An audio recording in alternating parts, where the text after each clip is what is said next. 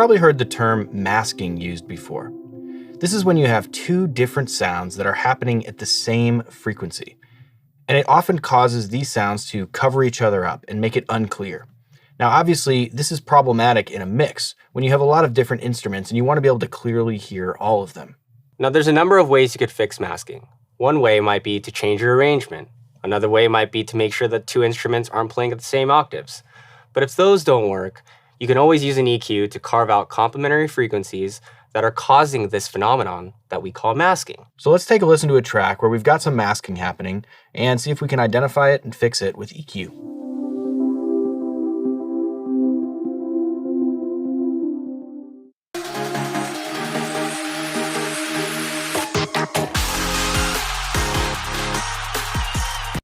So right away, we notice that the effects are taking over when the drop happens.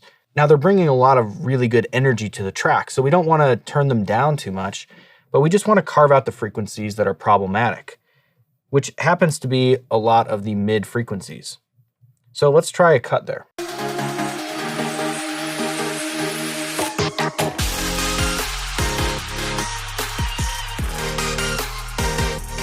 So now we're able to hear the rest of the instruments cut through the mix.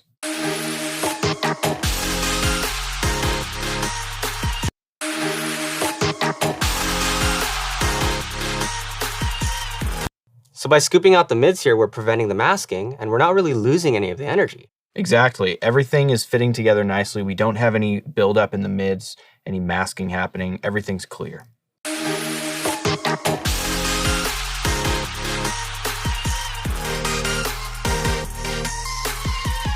So that's one example of how we can use EQ to avoid masking. Let's keep listening to this track.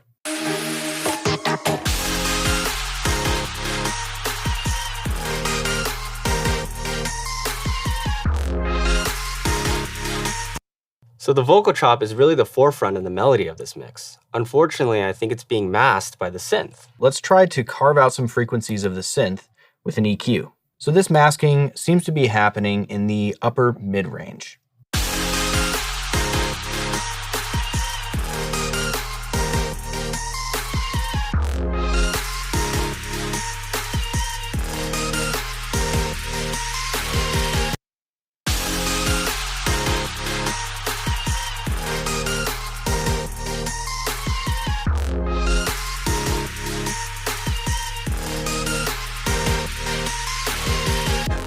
So now we're hearing that vocal chop cut through the mix so much cleaner.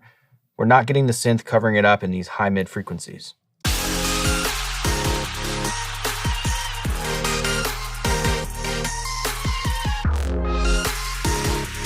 So this is a perfect example of how we can use EQ to prevent masking.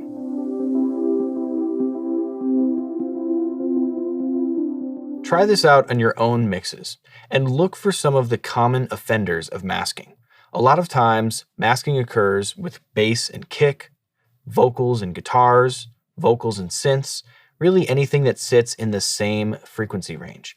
So look out for those problem areas in your mix and try to use subtractive EQ to carve out space so that you don't have masking. This will make everything cleaner and easier to hear. And remember, a great arrangement is the best way to prevent masking.